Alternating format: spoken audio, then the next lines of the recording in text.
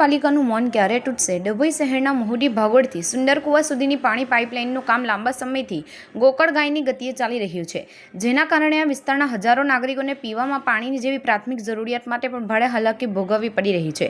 એક તરફ નગરપાલિકા દ્વારા આ વિસ્તાર વસ્તીને પૂરતું પાણી પૂરું પાડવા માટે કોઈ નક્કર વ્યવસ્થા કરવામાં ન આવતા લોકોમાં ભારે રોષ અને આક્રોશ ફેલાયો છે. નગરપાલિકાની ઉદાસીનતા મહુડી, ભાગોળ, માચીખાડા અને રેલવે ફાટક નજીકના વિસ્તારોમાં હજારો પરિવાર વસવાટ કરે છે.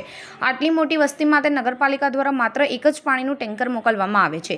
આ એક ટેન્કરથી પાણી ભરવા માટે સવારથી જ લોકોની લાંબી કતારો લાગે છે અને પાણી માટે ભારે ધક્કા મૂકી અને પડાપડી થાય છે.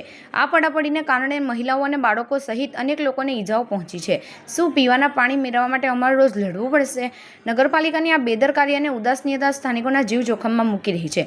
અધૂરા કામોનો બોજ સુંદરપુરા રોડ પર દયનીય હાલતમાં પાણીની સમસ્યા ઉપરાંત સુંદરપુરા રોડનું કામ પણ અધૂરું હોવાથી લોકોની મુશ્કેલીઓ બમણી થઈ છે. આ રોડ પર ઠેર ઠેર ખાડાઓ પડી ગયા છે, જેના કારણે વાહન ચાલકો અને રાહદારીઓને ભારે હાલાકીનો સામનો કરવો પડી રહ્યો છે. આ રસ્તો વારંવાર બંધ રહે છે, જેના કારણે લોકોને લાંબા અંતરનો ફેરો મારવો પડે છે. સ્થાનિકોએ અનેકવાર આ અંગે રજૂઆત કરી છે, છતાં નગરપાલિકા કે સત્તાધીશો દ્વારા કોઈ ધ્યાન આપવામાં આવ્યું નથી. પ્રજાના પ્રશ્નો નિરાકરણ ક્યારે? સ્થાનિકોની માંગ છે કે નગરપાલિકાના સત્તાધીશો તાત્કાલિક આ ગંભીર સમસ્યાઓનું નિરાકરણ લાવે.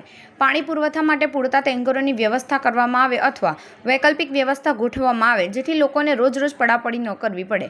આ સાથે જ સુંદરપુરા રોડનું અધૂરું કામ પણ તાત્કાલિક પૂર્ણ કરવામાં આવે.